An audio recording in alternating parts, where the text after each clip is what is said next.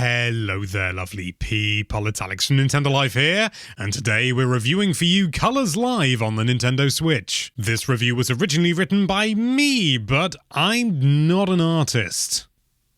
Can you tell? So massive, huge thanks to Sasha Stone, my partner, for acting as consultant on this review. You can find her art on Instagram and Twitter, links in the description. But anyway, that's more than enough waffling, let's dive right into things.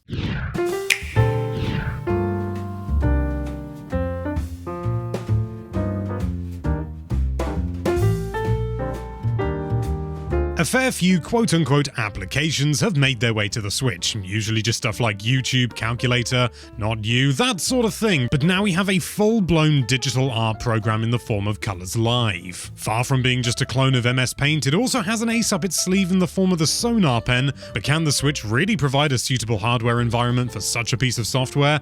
We'll find out. In a nutshell, Colors Live is a fairly simple and straightforward art creation suite, and a follow-up to Colors 3D on the 3DS. You have brushes, a rubber or eraser if you prefer to measure butter by volume, and honestly, that's about as far as usable tools go in terms of actually affecting the canvas. Blending modes, polygonal tools, textures, gradients, none of these are present, meaning it all feels rather back to basics. This simplicity initially felt like a massive limitation at first, but after a short while, we were surprised how far we were able to get without them. In a way, the lack of tools forced a different kind of creativity from us, and made us have to think more like we were using traditional media rather than a new fancy swanky digital thing. You're not stuck without digital quality of life improvements entirely though. There's a pleasingly robust layer system that supports 10 layers in total and can easily be switched between on the fly, the expected undo and redo buttons, a zoom, opacity sliders for each individual layer, all wrapped around a surprisingly generous 2560 by 1440 maximum resolution canvas, as viewed through the Switch's 720p screen of course, but even so, it's better to have more resolution than you can see. You can even watch back the entire drawing process of your artwork in video form, allowing you to see the creative process from start to finish, which is just lovely. So things are looking pretty fine right about now, although one thing that isn't fine is the lack of a bucket tool. The inability to quickly fill in an area feels like a huge gap in the already limited toolset, and one that we realistically can't think of a reason to actually be omitted, and yet here we are. True, you don't have such luxuries with any traditional media, but you also don't get the other additions we mentioned before, making the exclusion all the more perplexing. But digital tools be damned, what about this physical tool we mentioned, the Sonar Pen? Well, in short, it's a stylus with a clear conductive disc on its tip that allows you to have relative accuracy and see what you're doing on the Switch's touchscreen. This technology has been around for a while, but where things get really interesting is in the big honking cable coming out the top and plugging into your headphone socket. Through some tremendously clever trickery, the Sonar Pen is able to use sound to gauge the pressure you're exerting on it and communicate that with the application appropriately. The end result is that the pen is pressure sensitive, which is something that most people wouldn't expect from something on a games console,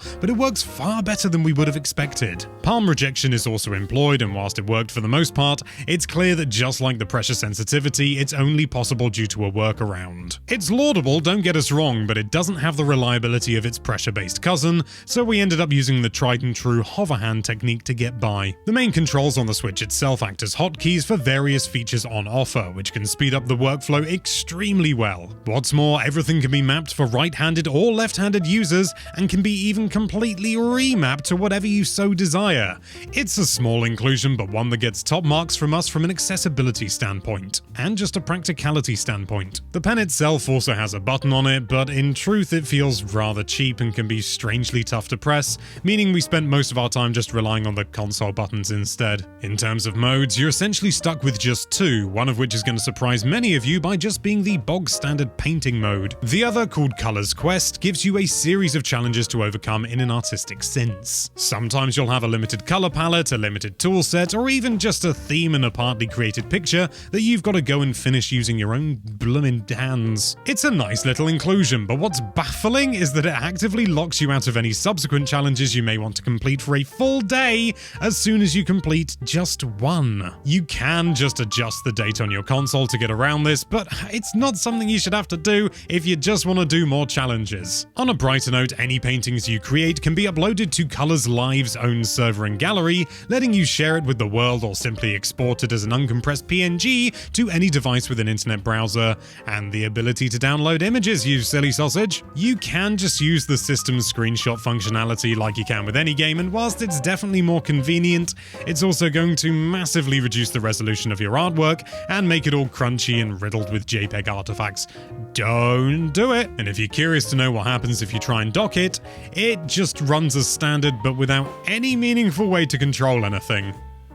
So there you go. All in all, Colors Live is a useful art application with some strange limitations. The Sonar Pen and layers are absolutely welcome in our eyes, but the lack of a bucket tool, restricted brush styles, and many other staples left us a bit wanting. Having said that, people have already been creating incredible artwork showing that any medium is just as powerful as the artist's skill set, and nothing can hold a true artist back. We'd have liked to have seen a more complete digital art package, but for someone who already owns a Switch and just wants to try doodling on a screen with something more than their finger and actually be able to create something good out of it, Colors Live provides a simple and easy entry point.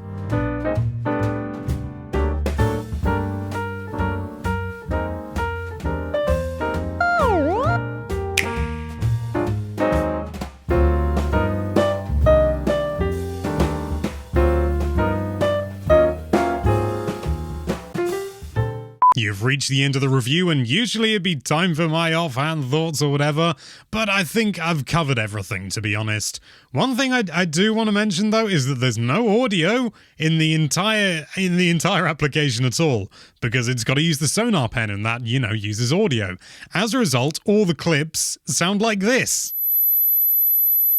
It's of absolutely no consequence, I just wanted to share it.